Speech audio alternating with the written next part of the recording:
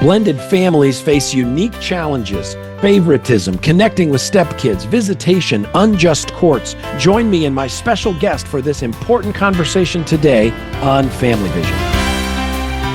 Hi, my name is Millie Rienow. Welcome to Family Vision with my parents, Dr. Rob and Amy Rienow, strengthening families through practical, encouraging, and real conversations.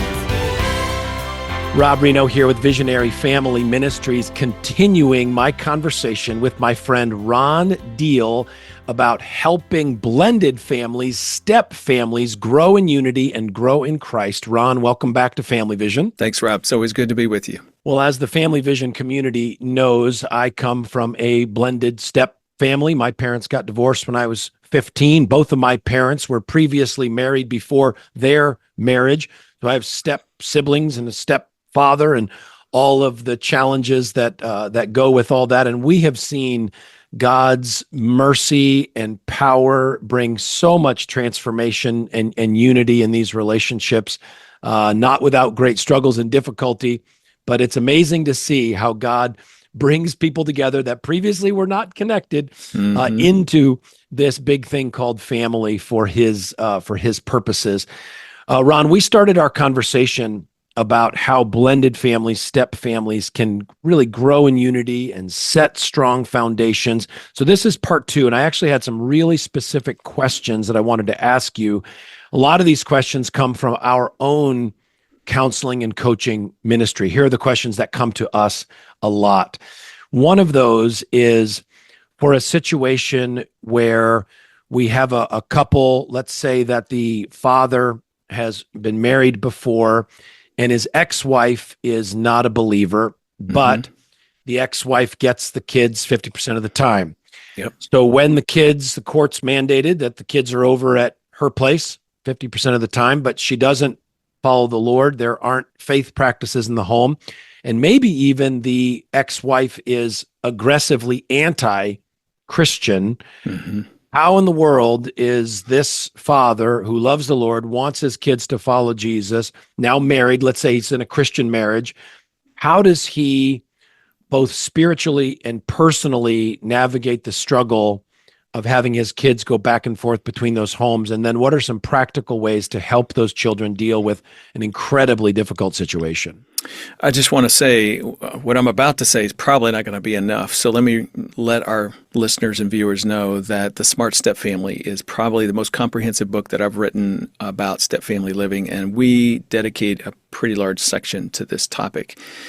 In a way, let me just say that all of us as parents send our kids into the world at some point in their lifetime. Through a smartphone, through the internet, through 7th grade. We send them into the world, and there are worldly influences on their life. All of us have to figure out how we inoculate our kids so that they take Christ with them into those spaces, wherever they may be, and kind of bring their faith with them and be able to say, the world has said to you, or as Jesus said on the Sermon on the Mount, you have heard that it was said, but I say to you. That's what we try to do, is give our kids the but I say to you so they can carry that with them. It just so happens that in single-parent homes and blended family homes, the world is in mom's house in the case that you've outlined. And so from the time of a young age, they're going into the world, and that's mom's house. There will definitely be an influence at mom's house that you don't appreciate and don't want for your children. And you will feel like you're combating that influence repetitively throughout your journey as a parent. Your job is to not speak poorly of mom. If it's a 7th grade kid at school who took your kid and exposed them to something or said something then you can talk about that and say, I'm not so sure that's the friend I want you to be hanging around. Let's talk about friends. Unfortunately, you can't do that with mom because mom is important to this child. And it's the value difference that's hard for you, but this child loves their mother. I think you can try to speak to that. Wow, your mom lets you watch all kinds of movies. Let's talk a little bit about making choices while you're at mom's house. And let me just pause and say, you did just send a message with that question. The message of, I would prefer that you don't watch R-rated movies or X-rated movies when you're at mom's house. You did just send that message. You did just say to your child, choose us, not her. And that is inevitable. There's no way around it, unfortunately. It's an ongoing conversation where you're trying to help them take wisdom with them to mom's house. And I think there may be some differences with a younger child, 5-year-old versus Yes. a 15-year-old. I Yes. remember I was raised, my father was an atheist. My mom was a Christian. My mom came to Christ right after I was born. And I remember when it was actually right around the divorce time when I was 15, that my mom said, that she felt really bad for me from the standpoint that I was presented with sort of these two paths. In other words, she as a Christian mom was encouraging me to follow Christ, and my father was not a Christ follower, very hard-hearted toward the Lord, was giving me a different path. And that there was sort of a fork in the road in my life. And she said, "Now, Robbie, I want you to trust Christ. I want you to follow him." And it's sad to me that any child is put in the position that you're in, having these conflicting views and conflicting invitations of a path for your life. But that is the situation you're in.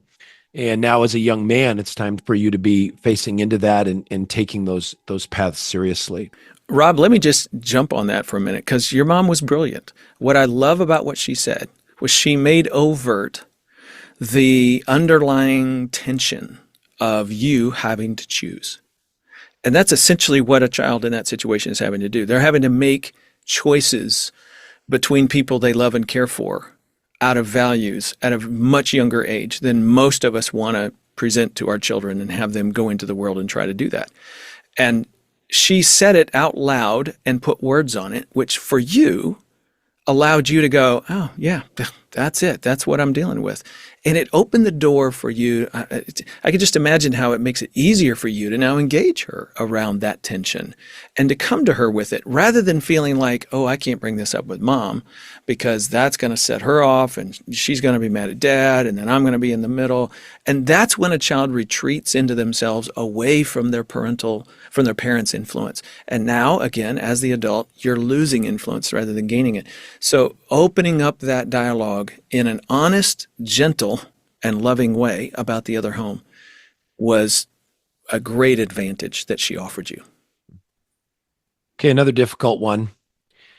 When I was a young pastor, and there were situations where courts were getting involved with divorce disputes, custody disputes, especially if there was financial abuse, drug abuse, emotional abuse, even physical abuse, I thought as a young pastor, well, as soon as the courts get involved, they are clearly going to see the immorality or unhealthiness on one side and the righteous cause and the safe environment on the other side. And this mother who is now a single mother is going to receive the protections that she needs, and it's all going to move in the right direction. It took only a few years of walking families through that to be disillusioned or disavowed, I guess, of those rose-colored glasses. I don't know if you share my generally low view of justice in our court system. Maybe you would say, "Oh, Rob, you just had some bad experiences." But can you please speak to that? We'll use a mom now as an example who has looked to the courts for some safety or security or protection and perhaps even found the opposite.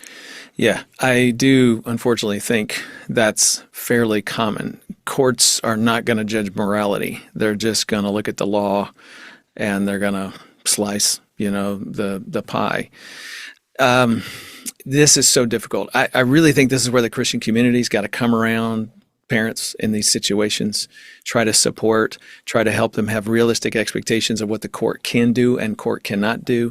We often have situations where people are coming to us saying, "Well, should I take my ex back to court over this issue or that issue?" Or, the child's a little older now. I want one more day of weekly custody. So is it I really want to slow people down and say, pray long and hard about this, because that adds antagonism to your co-parent relationship. And at the end of the day, you might get that one more day, but you might lose. You won the battle, but you lost the war because it created more heartache and tension and angst between you and your ex. And now you have this ongoing, them trying to get one up on you, and it just sort of makes things even worse. You got to be so very careful about it. If it's thrust on you and you don't have any choice but to engage the court system, don't expect them to be your righteous defender. That's who God is. You're going to do the best you can. You need to present your case. You need to be honest. You need to. Sometimes Christian people kind of go, and the reason I say that, because sometimes Christian people say, well, I just want to be nice and it'll work out as long as no, you need to be clear on what's happened, what has happened, and let the judge hear it, even if that means bringing the right witnesses and whatever. You just don't want to throw your kids into the middle of that, if at all possible. It's just difficult. Court is sometimes absolutely necessary. Absolutely. When it comes to emotional safety, physical safety, yes, take that step on behalf of a child. If you don't have to do it, try not to. Try to do mediation or other things that a parent ad litem, somebody who comes in and can coach both sides on how to be nicer to one another across households. Anything, give that a go before you get into the litigation, because that just tends to take things in the wrong direction. Yeah. Well, and I don't want to get over my skis here on legal advice, so I think people should take this with a grain of salt. But if you have a choice between an ethical Christian lawyer who loses a lot of cases or an ethical non-Christian lawyer who wins a lot of cases, I encourage you to take the ethical non-Christian lawyer. When we're dealing, and I like what you said, this is when we're dealing with these abuse situations, dangerous situations, addiction situations, all of those sorts of things are where we really do need to perhaps engage the courts and fight for our kids. Correct. Don't cut corners when it comes to that. Ron, talk to the new step parent, the new stepfather, who now is a stepdad to these children who he really does love. Mm-hmm. And in his heart, he wants to be a father. He wants to have a fatherly role. He recognizes that he's not the father of these children, so he does not want to overstep or usurp the role and ministry of the child's biological father. Can you just talk about that whole mix and dynamic? Yeah. Step parenting is a challenge, in particular if you're also a biological parent. If you had your own children and you know how kids respond to you, love you, are gracious when you make a mistake, just the reward we get from the looks in their eye and the smile on their face and the hugs at the end of the day. Yeah, step parents often don't get that for a while. You have to work into it. Let me just describe the journey we prescribe, research-based, 30 years tested for step parents. Not everything in this fits for every step parent. So again, I'll recommend a couple of resources: the Smart Step Family, the most comprehensive book we have, but also the Smart Step Dad and the Smart Step Mom, books that I've written designed specifically for people in those particular roles. Rule number 1, connect before you correct. It's really important as step parent walking in. Stepdad in this situation, let's say he's a bio dad. He knows what it is to be a leader. He's done a good job. He's been a good disciplinarian in his kids' lives for many years. Worked with a doctor one time whose wife passed away. He had to take over and, working 70 hours a week as a physician. Now he's got a 15-year-old and a 13-year-old who desperately need him. And he said, I just became pretty authoritarian as a father, but it worked for us because we just had to get things done and I didn't have time to mess around. And so I kind of, became a strong hand and strong ruler, so to speak, within the home. But now he walks in as stepdad to a young man who's 8 years of age, who's never had a father figure in his life, and he scares the bejeebers out of this kid and the mom because of his heavy-handedness, because of his forcefulness in how he carried himself. You can't do that. That's equivalent of, Rob, if I told you, hey, you got a new neighbor, you didn't know it, but they just moved in today while we've been talking, and they got a couple of kids. I want you to go over there and start disciplining one of their children. Punish one of them. Put them in timeout. Maybe take the car keys from their 16-year-old. They got a 6-year-old that needs to be spanked. Your job, Rob, is to go, well, you're going to end up in jail, my friend, right? Everybody intuitively knows you can't do that. Well, sometimes step parents feel like, yeah, but I'm I'm married to your mom now. Doesn't that earn me the right? No, it doesn't. Connect before you correct. Your job for the first couple of years is building a friendship, bonding, earning their trust so that you can increase your parental influence. There's a basic respect we want step-parents to have for being an adult in the home who, like a teacher or like a coach, can get the dishwasher loaded because your mom would have you loaded if she were here too. You're sort of working in concert with the biological parents' expectations. That's where your power comes in the beginning. But outside of that space, you have very little parental authority in that child's heart. You have to earn that authority. So connect before you correct. You're going to grow your influence over time. Working in concert with a bio parent, that's the other huge rule, is when the bio parent is saying, like you do with a babysitter, hey kids, the babysitter's in charge while we're gone. You pass power to that babysitter. Biological parents have to pass power to the step-parent. So this case, mom is going to say to her kids, in words and also in actions, listen, while I'm away, he's in charge. And if he asks you to load the dishwasher, I expect you to do that.